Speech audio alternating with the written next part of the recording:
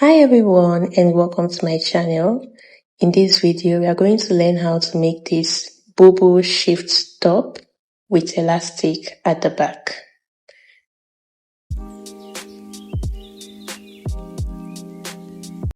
Now, I'm going to be using this Ankara print fabric for the top. The fabric was not long enough, so I had to add a crepe fabric on the top as a yoke. Now, this fabric is folded in 4, as you all can see, because we are going to be drafting both the back and the front together. Now, the first thing I went ahead to do was to mark my start line. And as you all can see, I'm going to be using just half an inch because our fabric is not long enough. So we need to manage the length properly. Now, as you all can see, on the point where I joined the yoke, I made sure that it was aligned with both the front and the back. Because even though they are on 4, the front is separated on its own fold from the back. Now, the next thing I went ahead to do was to mark 3 inches inward and 1 inch downward for the neck width and neck depth of the back. After that, I will just go in and locate the half of shoulder measurements. I marked it down.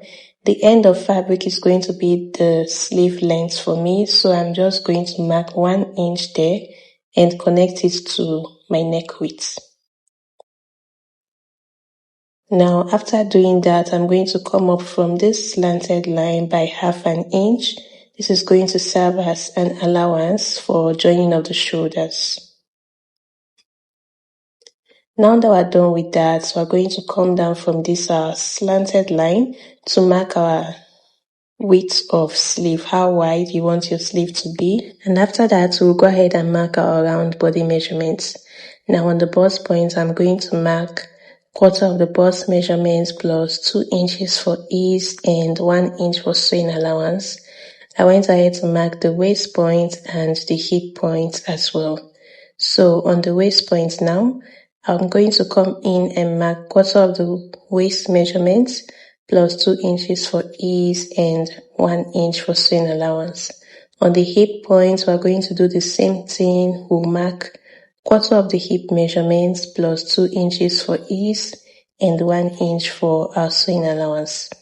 Now that you're done with that, you go ahead and connect your point. So this is just like how we draft a shift top or dress. Now, after connecting all these points, I came up from the hem of this shirt by just 2 inches just to curve in the hem of the shirt so that it will not be straight. And after coming up, you will make sure to also come in by your 1 inch sewing allowance and just blend it in. So that's it. Now, the next thing we're going to do is to come down to mark our waist measurements so that we'll know where we'll fix our band. So from that waist measurement, I came above and below the point, the waist point, by 1.5 inch. I also came outward from those marks by 1.5 inch, just as you all can see me do. And we'll go ahead and cut it following all these marks.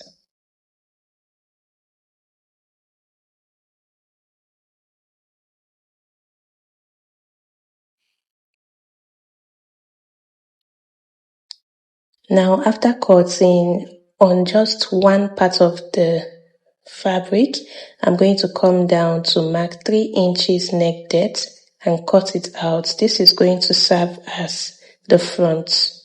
Now, these are bands that I cut out for buyers. Actually, the bands are 1.5 inch wide, and the length, as you all saw, I cut as much as possible.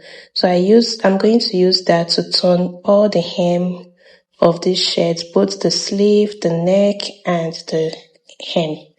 Now, as you all can see, I've turned it over, and one thing about using the fabric is that it gives it this clean finish, and also it blends with the color of your shirt. Now, the next thing I went ahead to do was to find out the measurement of the waist on this cutout shirt. Now, what we have there without the extended band there is 21 inches. So I use that to cut out a band.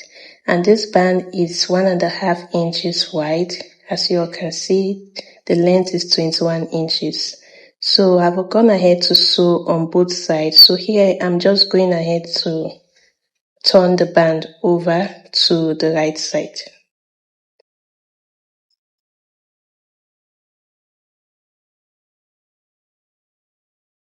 Now I'm done turning the band, and yeah, our band is 1.5 inches, but the elastic I'll be inserting is 1 inch wide. Now for the length of the elastic, I'm going to be using 10 inches. Half of the waist measurements we're working with is 15, but since we're using an elastic for that, I reduced the 15 by 5, and that's how I got that 10. So I added 1 to the elastic just for joining allowance to the sides, and that's it.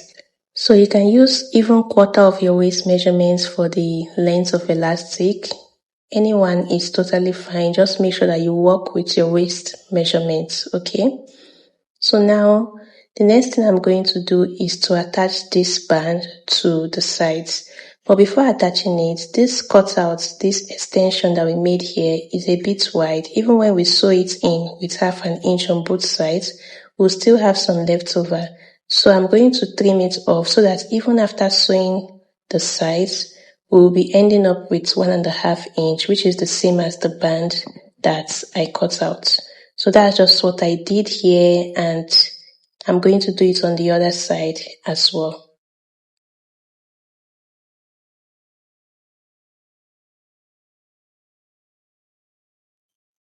Now after that, we are going to attach our band to these extensions that we made. And as you all can see, I'm attaching it to the back of the shirt because that's where the elastic is going to be. So I'm going to pin this to this side and pin it to the other side as well. Now after pinning, we're going to turn this over to the wrong side and stitch this dress down. So when we get to this extension, we're going to use 1/2 inch and sew it all around the corners and come back to sew with our 1 inch sewing allowance. So the same way we sew here, we're going to sew for the other side. Now after sewing, this is what we have. So if you found this helpful, please like, comment and share. Thank you.